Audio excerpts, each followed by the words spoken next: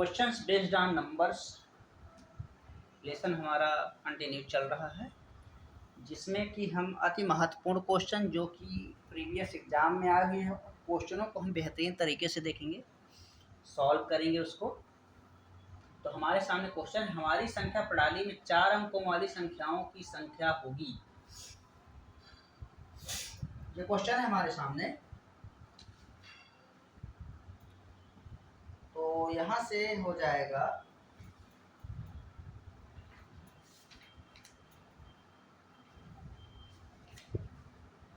इस प्रकार के प्रश्न को हल करने के लिए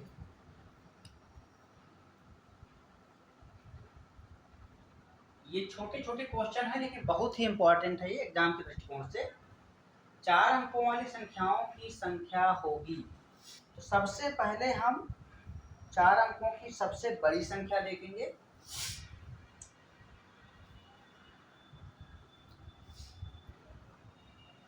अभीष्ट संख्या फाइंड करने के लिए, अभीष्ट संख्या को निकालने के लिए हम सबसे पहले 4 अंकों की बड़ी से बड़ी संख्या लिखेंगे। ये हो गया। हमारी संख्या प्रणाली में 4 अंकों वाली संख्याओं की संख्या होगी, ये दिया है। तो यहाँ से हम इसमें 999 को घटा देंगे, तो ये हमें मिल गया 9000। ये इसकी अभीष्ट संख्या, इसका आंसर ये होगा।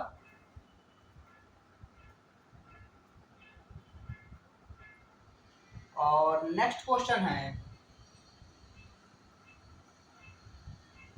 विषम संख्या और सम संख्याओं का योग क्या होगा। तो इसको हम हल करके देखेंगे। विषम संख्या हमारे पास क्या है, मान लीजिए 3 है, और सम संख्या हमारे पास 2, तो कितना हो जाएगा ये 5। जो 5 हमें प्राप्त हुआ वो क्या है, वो है विषम संख्या। क्या मिल रहा है, विषम संख्या। इसी प्रकार से मान लीजिए 1 है और 4 है, या 6 है, लिख लीजिए। 6 भी सम संख्या होता है। 1 विषम है हमारे पास और 6 सम संख्या है, तो दोनों को जोड़ के देखते हैं योग करके, तो 7। ये भी हमें विषम संख्या ही मिल रहा है, विषम संख्या ये। तो इसका आंसर क्या हमें मिलेगा, विषम और सम संख्याओं का योग हमेशा विषम होता है। तो आंसर क्या आ जाएगा इसका, सदैव विषम प्राप्त होगा। विषम संख्या और सम संख्याओं का योग सदैव विषम होगा। ठीक है, यही आंसर है हमारा। नेक्स्ट क्वेश्चन है, यदि n एक प्राकृतिक संख्या है तो रूट n क्या होगा। इसको भी हम देखेंगे। n बराबर 1, 2, 3, 4 ऐसे रख के देखेंगे, तो वो यहाँ हो जाएगा। n बराबर 1 रखने पर क्या होगा, 1 का रूट कितना होगा, 1। इसी प्रकार से n बराबर 2 रखेंगे तो रूट 2 मिलेगा अपने को, ऐसा रूट 2। n बराबर 3 रखेंगे तो क्या मिलेगा, रूट 3 बराबर रूट 3। इसी प्रकार से n बराबर 4 रखने पर रूट 4 बराबर 2। तो इस प्रकार से यदि हम रखेंगे तो क्या मिलेगा, ये हमारा एक अपरिमेय संख्या हो गया, इसको अपरिमेय संख्या बोलेंगे। ये n बराबर 1 क्या है, ये एक प्राकृतिक संख्या है, प्राकृतिक संख्या।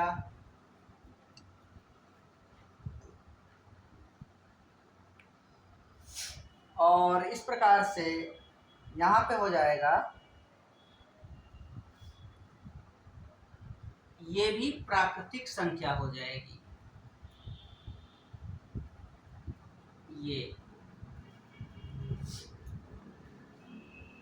इस प्रकार से हम इसको हल कर सकते हैं। तो इसमें हम लिख सकते हैं, इसका आंसर होगा हमारा कभी कभी प्राकृतिक, कभी प्राकृतिक और कभी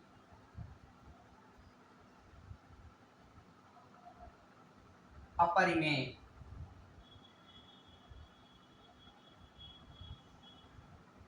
और कभी अपरिमेय होंगी, यही आंसर हो जाएगा।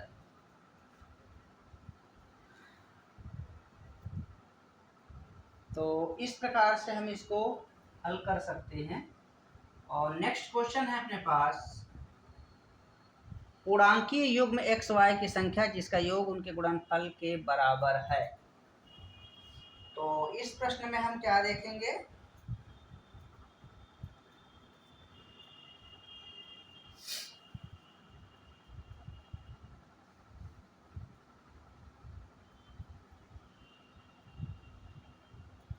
इसका युग्म क्या होगा, वह युग्म हमारा हो जाएगा 0 0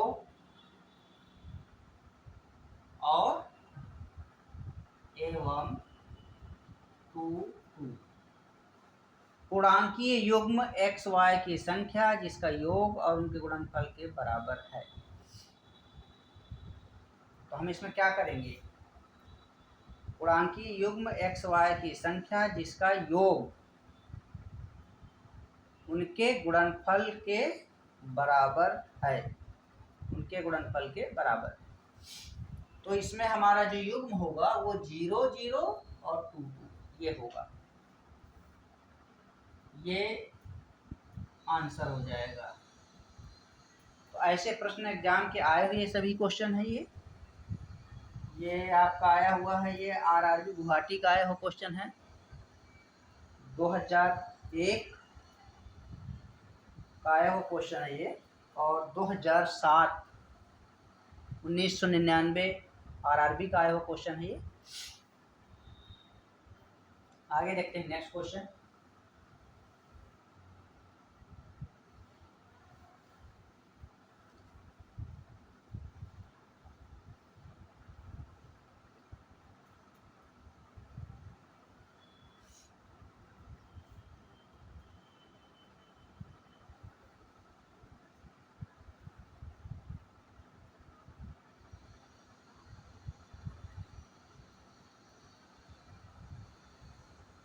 बड़ा से बड़ा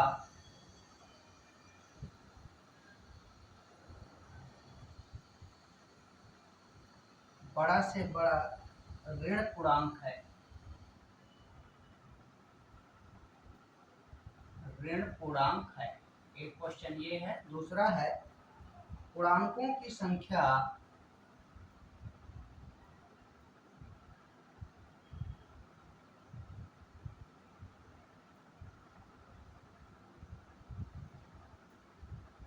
एक्स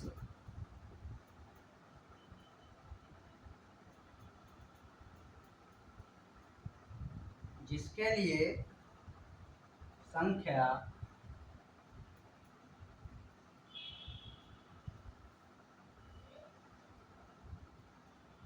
एक्स का स्क्वायर एक्स प्लस 1 परिमेय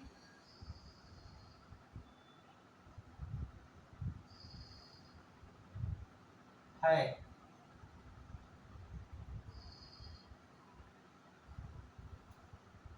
दूसरा क्वेश्चन है अपने पास, यदि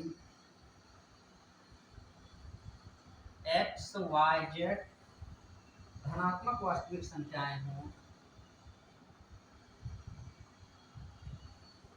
धनात्मक वास्तविक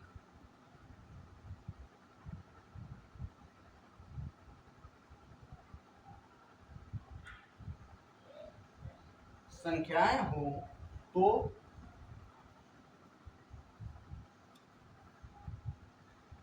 x inverse 1y root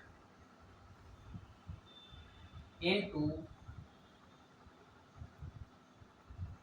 y inverse 1z into root z inverse 1x का मान होगा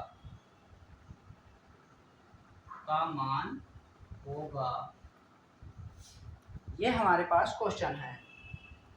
इसके बाद एक क्वेश्चन और है,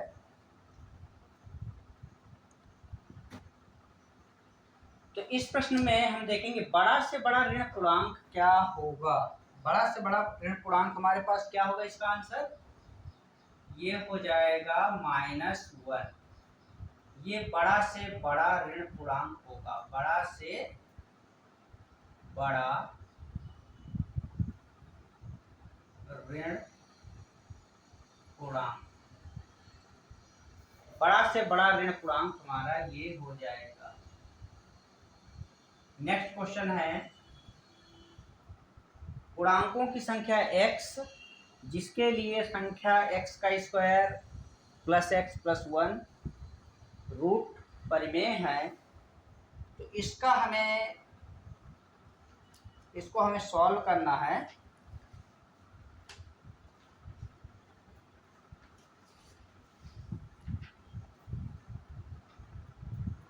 यहाँ पे हम क्या करेंगे, x इक्वल टू 0 रखेंगे। x इक्वल टू 0 रखने पे क्या हो जाएगा, इसमें हम रखेंगे x का स्क्वायर x प्लस 1, इस पे 0 को पुट कर दीजिए। इसमें 0 रखने पर हो जाएगा 0 का स्क्वायर 0 प्लस 1 रूट, यहाँ पे हो जाएगा हमारे पास ये 0 हो जाएगा, ये 0 हो जाएगा, 1 0 प्लस 0 प्लस 1 और ये 1 का रूट क्या हो जाएगा 1। ये पूर्णांकों की संख्या x जिसके लिए x का square plus x plus 1 root परिमेय है, तो इसका हमारा आंसर क्या हो जाएगा, x इक्वल टू 0 के लिए।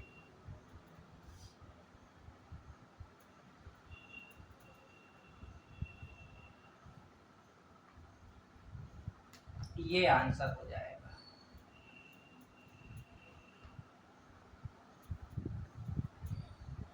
इसके पश्चात है नेक्स्ट क्वेश्चन। नेक्स्ट क्वेश्चन में क्या है, यदि x y z धनात्मक वास्तविक संख्याएं हों तो इसको फाइंड करना है। तो पहले क्वेश्चन को लिखेंगे जो दिया है, into y inverse 1z into z inverse 1x। ऐसा, ये यूनिवर्स का मतलब क्या होता है, ऐसा दिया है तो इसका मतलब कि बटा के रूप में है, 1/x के रूप में। इसी प्रकार से y यूनिवर्स दिया है तो 1/y हो जाएगा, z यूनिवर्स दिया है तो 1/z हो जाएगा, इस टाइप से। तो यहाँ हो जाएगा, सबको हम एक रूट में ले सकते हैं ऐसा, और यहाँ हो जाएगा x minus 1 into y minus 1 into z, z minus 1 into x, ऐसा एक रूट में ले लेंगे। यहाँ से हो जाएगा y/x into z/y into x/z, एक रूट में ऐसा ले लेंगे। यहाँ से x खत्म, y खत्म, z खत्म हो जाएगा और ये आएगा √1। √1 का वैल्यू कितना होता है 1। ये आंसर हमारा हो जाएगा, यही हमें लाना था। तो ऐसे प्रश्न को हम इस प्रकार से सॉल्व करेंगे। आगे देखते हैं।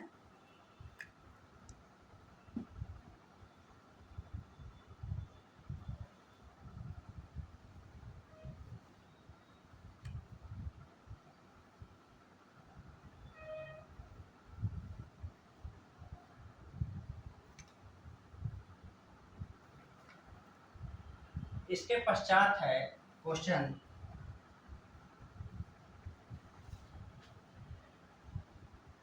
1/4 तथा 1/3 के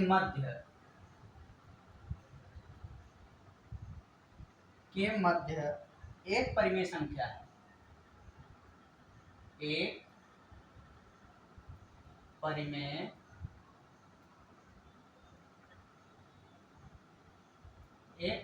संख्या है। इसके पश्चात नेक्स्ट क्वेश्चन है, n का न्यूनतम मान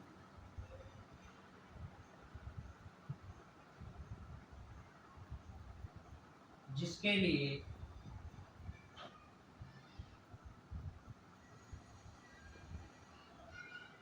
2n+1 एक ऋण संख्या नहीं है।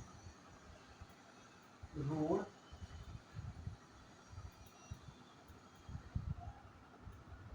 संख्या नहीं है। होगा का मतलब इसका वैल्यू क्या होगा। नेक्स्ट क्वेश्चन है, सबसे छोटी संख्या है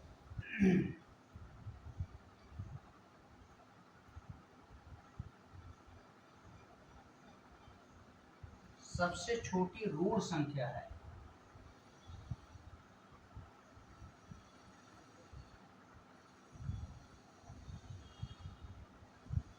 ये भी एग्जाम का पूछा हुआ है, एसएससी कर्मचारी आयोग में पूछा गया क्वेश्चन है।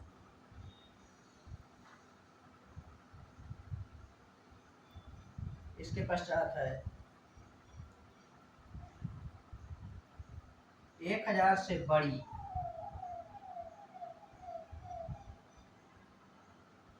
लघुत्तम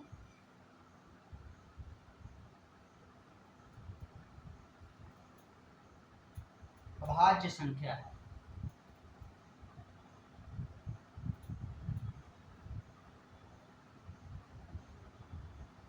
लघुत्तम अभाज्य संख्या है। ये हमारे पास क्वेश्चन है। तो ऐसे प्रश्नों को सॉल्व करने का सबसे बेहतरीन तरीका है, ये हमारे पास ये 1/4 और 1/3 के मध्य एक परिमेय संख्या। सिंपल तरीके से इसको सॉल्व करेंगे। हमारे पास फार्मूला है a+b/2, ये है परिमेय संख्या फाइंड करने का।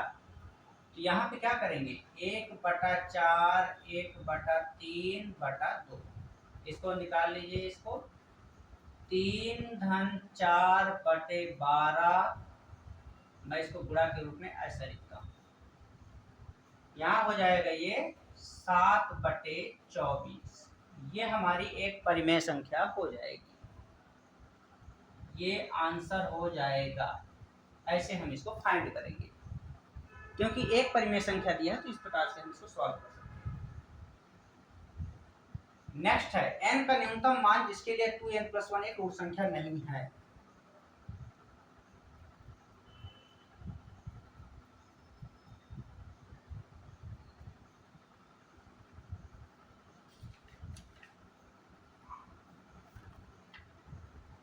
तो इसको हम क्या करेंगे, ऋण संख्या नहीं है, इसको हम क्या कर सकते हैं,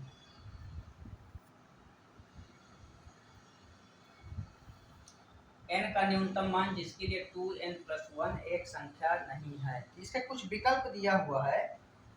इसमें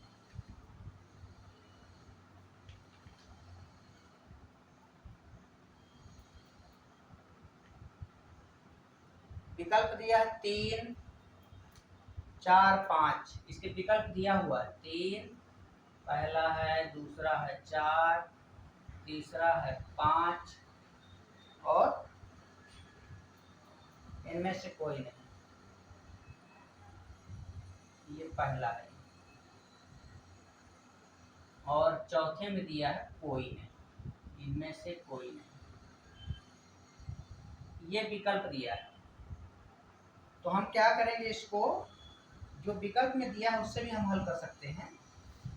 तो विकल्प से लेंगे तो क्या हो जाएगा, यहाँ रख के देखिए 2n+1 n बराबर 3 रखिए, कितना हो जाएगा 2 गुणित 3 धन 1 बराबर हो जाएगा 7। दूसरा हमारे पास दिया है 4, n बराबर 4 रख के देख लीजिए, 2n+1 बराबर 2 गुणित 4 धन 1, ये मिलेगा 9। ये दिया है एक ऋण संख्या नहीं है। ऋण का मतलब क्या है, जो स्वयं से डिवाइड हो, जो दूसरे संख्या से डिवाइड नहीं हो, जैसे 1 और 3, 5, 7, 11, 13 इस टाइप की संख्या ये 3 से डिवाइड होगा, तो हमारा आंसर क्या हो जाएगा, ये होगा। और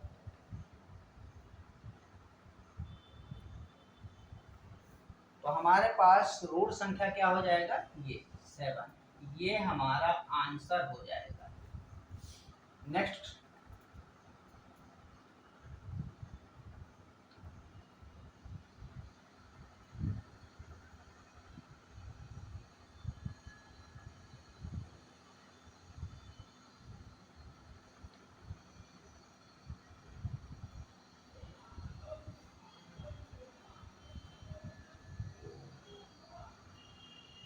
अच्छा हाँ, ये नहीं होगा इसका आंसर, ऋण नहीं है। ऋण होता तो ये होता,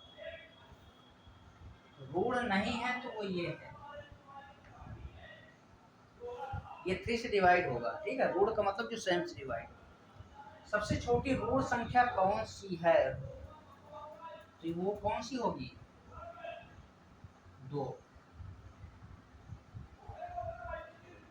ये सबसे छोटी ऋण संख्या होती है 2। 1000 से बड़ी लघुत्तम अभाज्य संख्या है। लघुत्तम नहीं है, ये लघुत्तम है। मतलब बड़ी संख्या कौन सी है,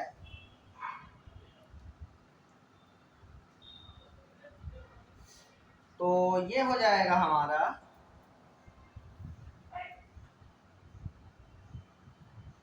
अभीष्ट बड़ी लघुत्तम अभाज्य संख्या। लघुत्तम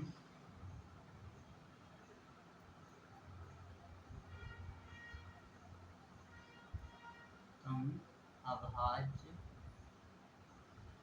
संख्या, ये हो जाएगा लघुत्तम अभाज्य संख्या बड़ी। तो क्या हो जाएगा इसमें, इसको हम क्या लिख सकते हैं, 1009। 1009 ये हमारी लघुत्तम अभाज्य संख्या हो जाएगी। ये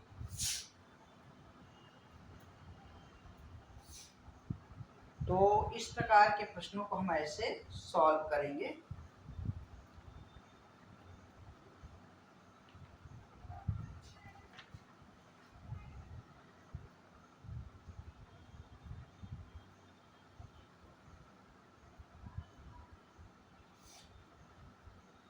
हमारे पास एक क्वेश्चन और है, 5 अंकों की संख्याओं में 5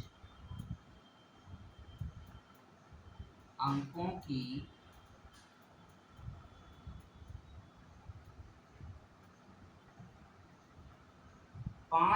की संख्याओं में पहली अभाज्य संख्या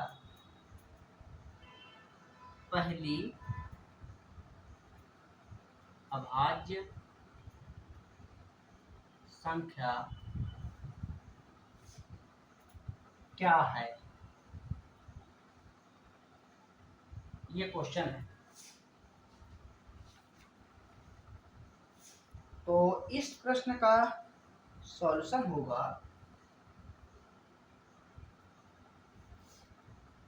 पहली अभाज्य संख्या क्या हो जाएगी, पहली अभाज्य संख्या बराबर हो जाएगा ये। इसमें आप भाग दे के देख सकते हैं, ये नहीं डिवाइड होगी किसी से, 3 तिया 9, 3 तिया 9, मतलब 10 आएगा और 9 एक बचता रहेगा शेष पर, लास्ट में 11 डिवाइड नहीं जाएगा। ये हमारा आंसर हो जाएगा पहली अभाज्य संख्या 10,001। ये आंसर हो जाएगा इसका। तो ऐसे सॉल्व करेंगे। ये छोटे छोटे क्वेश्चन है लेकिन बहुत ही मोस्ट इंपॉर्टेंट है।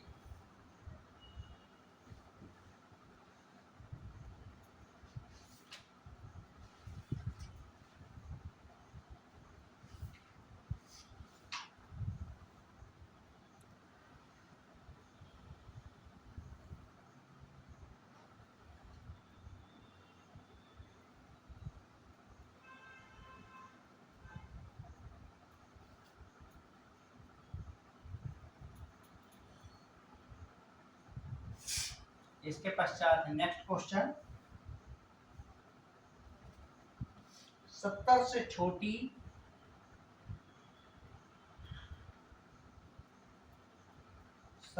छोटी अभाज्य संख्याओं की संख्या। अभाज्य संख्याओं की संख्या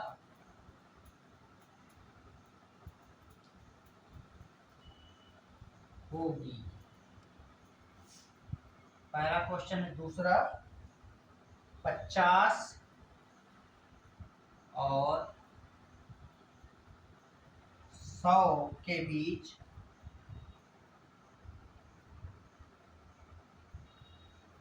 अभाज्य संख्याओं की संख्या।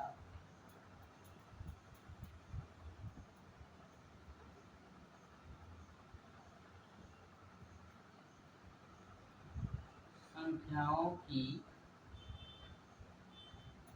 संख्या क्या होगी, इसको फाइंड करना है। इसके पश्चात नेक्स्ट क्वेश्चन, प्रथम 4 ऋण संख्याओं का योग। प्रथम 4 ऋण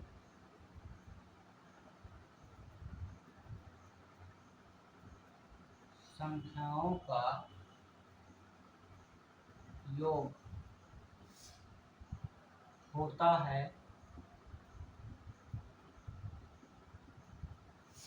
ये क्वेश्चन है।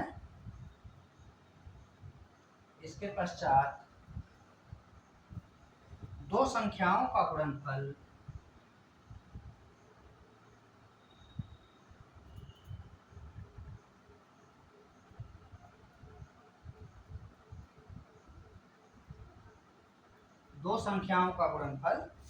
x का स्क्वायर अपॉन y है, जबकि इनमें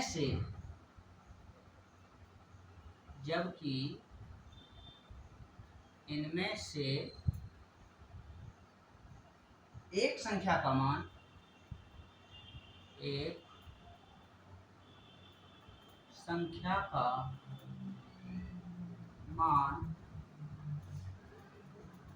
x बटे y क्यूब हो तो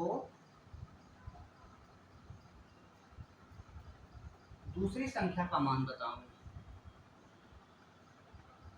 दूसरी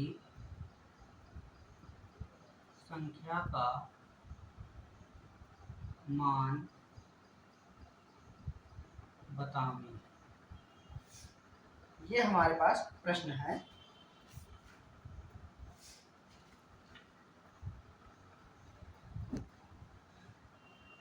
तो इसको हम देखेंगे। 70 से छोटी अभाज्य संख्या। 70 से छोटी अभाज्य संख्या कौन कौन सी होती है? 2, 3, 5, 7। अभाज्य मतलब जिससे भाग ना जाए। 11, 13, 17, 19, 23, 29, 31 और 31, 37, 41, 43, 47, 53, 53 के बाद 59, 61, 61 के बाद 67, ये संख्याएं हैं। तो ये संख्याएं हमारे पास कितना हो गया। अब इसको काउंट करके देख लेते हैं। 1 2 3 4 5 6 7 8 9 10 11 12 13 14 15 16 17 18 19। ये कितनी संख्या है? 19। तो यही हमारा इसका n बराबर हो जाएगा 19। ये आंसर हो जाएगा। 70 से छोटी अभाज्य संख्याओं की संख्या 19 होगी। 50 और 100 के बीच अभाज्य संख्याओं की संख्या बताइए। इसमें भी देख लेते हैं।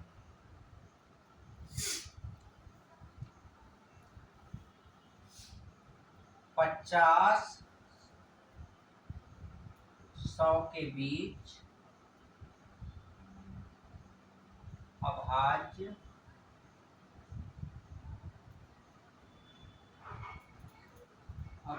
संख्याएं।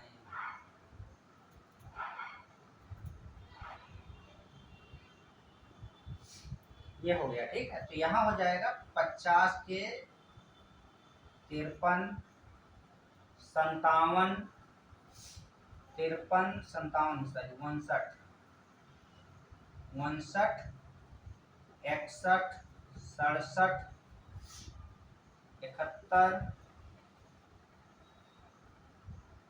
73, 73 के बाद 79, 83, 89,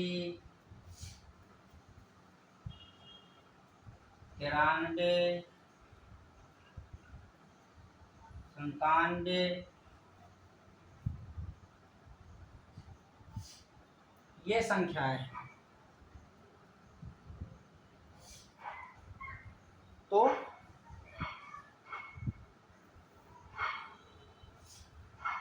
93 नहीं, ये तो भाग जाएगा, 97 है। अब इसको काउंट करते हैं। 1 2 3 4 5 6 7 8 9 10। इनकी संख्या कितनी है? कहाँ गलत हो गया? 53, 59, 61, 67, 70, 73, 79, 83, 89, 97। 1 2 3 4 5 6 7 8 9 10।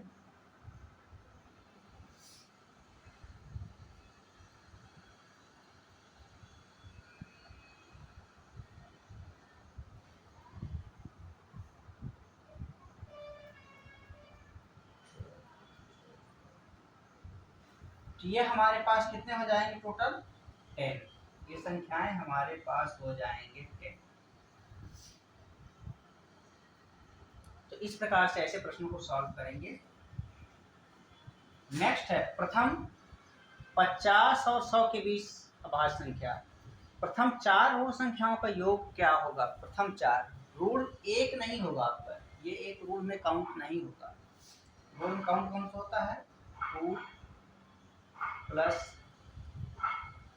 5 3 5 7। ये हमारे रूल संख्याएं हैं। तो 7 3 10 5 15 2 17। ये हमारा आंसर हो जाएगा। प्रथम 4 ऋण संख्याओं का योग 2 3 5 7। ये आंसर हो जाएगा। नेक्स्ट दो संख्याओं का गुणनफल। दो संख्या कौन सी है? a गुणित b, इसका गुणनफल है ये।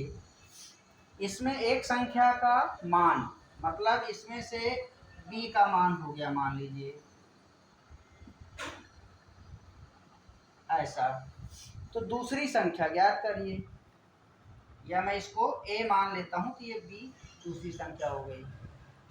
अब यहाँ से हमें निकालना क्या है, b बराबर x का स्क्वायर बटे y, y का क्यूब बटे x। यहाँ से y स्क्वायर बचेगा, यहाँ से x, यहाँ x बचेगा, तो ये हो जाएगा एक्स वाई का स्क्वायर।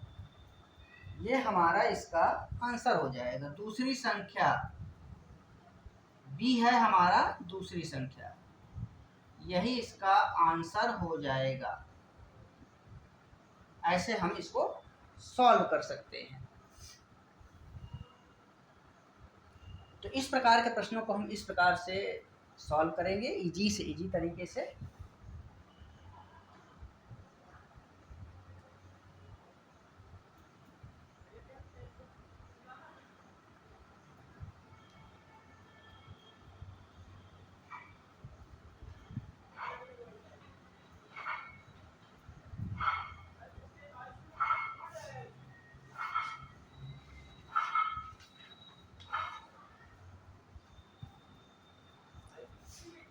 इसके पश्चात है गुणनफल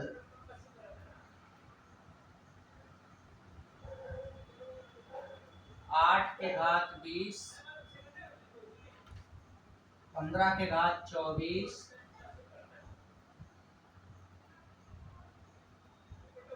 7 के घात 15 का कुल रूट गुणनखंड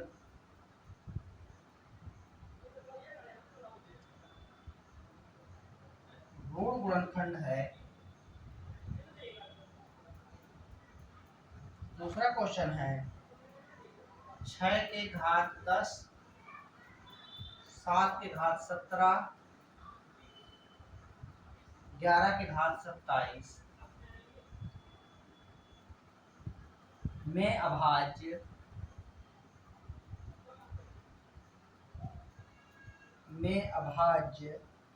गुणनखंडों की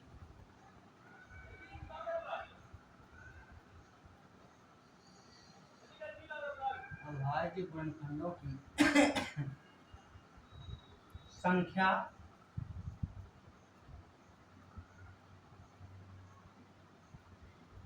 होगा। तीसरा क्वेश्चन है अपने पास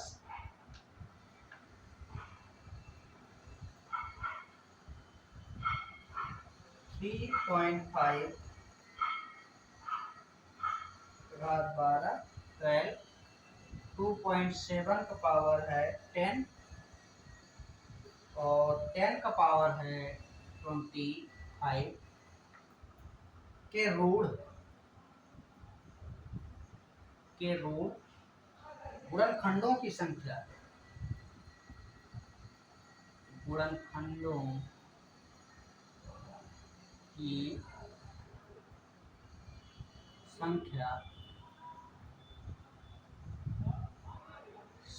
है। तो इन प्रश्नों को हम सॉल्व करेंगे बेहतरीन तरीके से।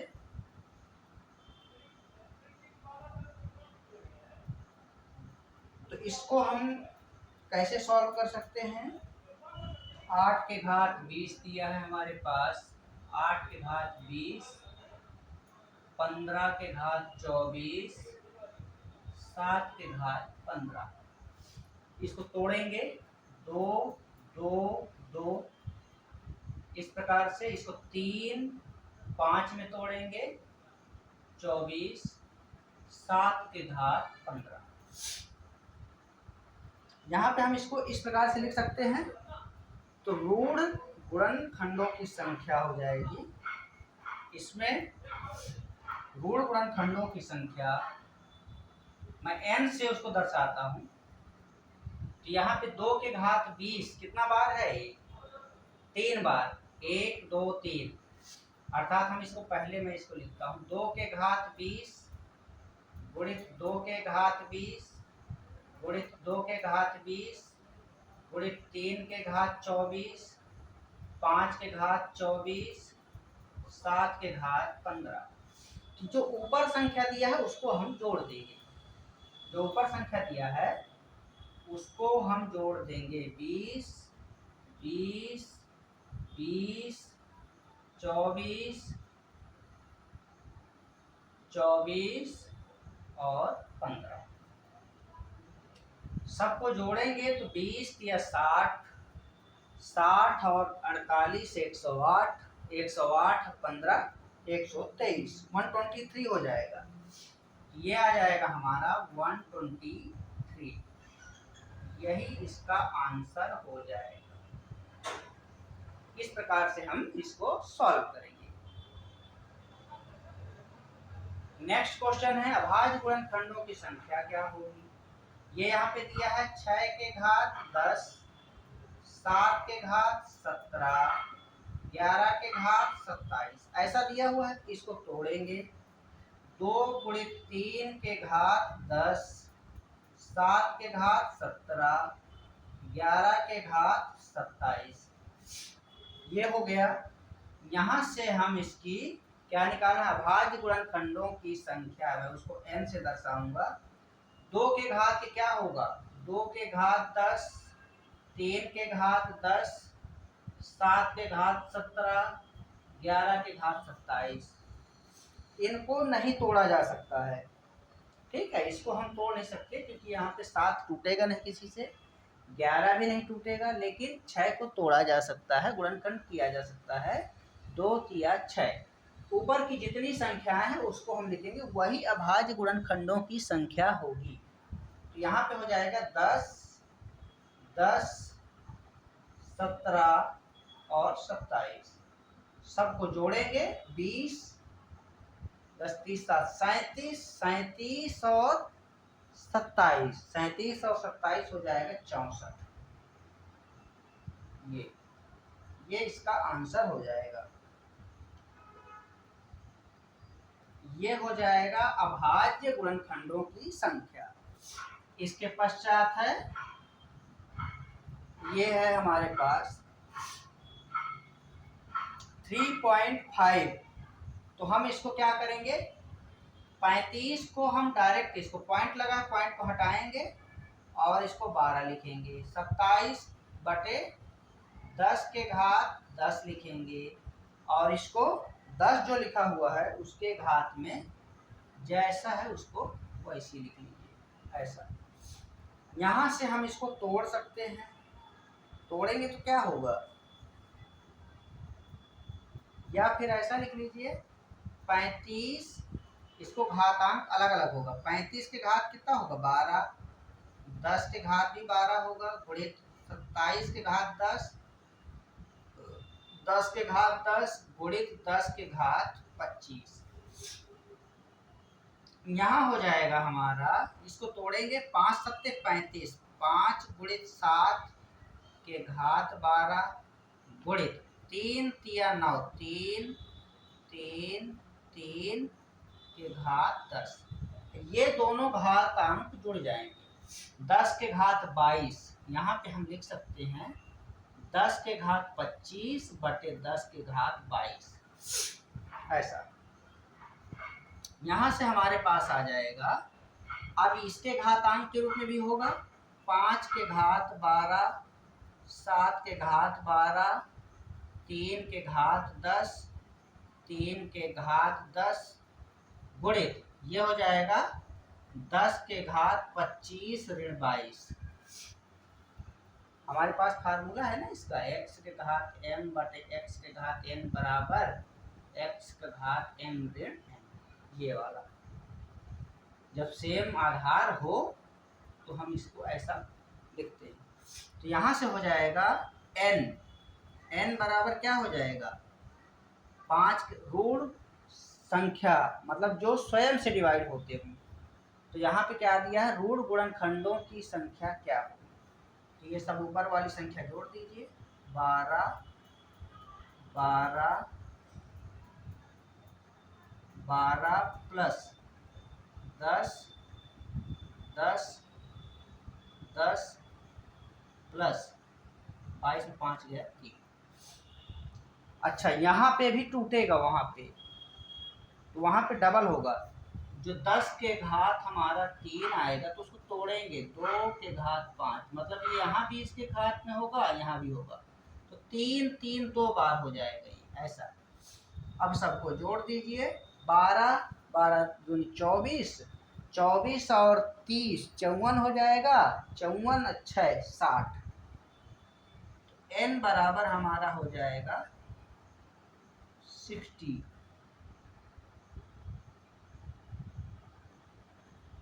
यहाँ लिखते हैं n बराबर हो जाएगा 60, ये हमारा आंसर हो जाएगा। तो इस प्रकार से ऐसे प्रश्नों को हम सॉल्व करेंगे, आगे देखेंगे नेक्स्ट वीडियो में।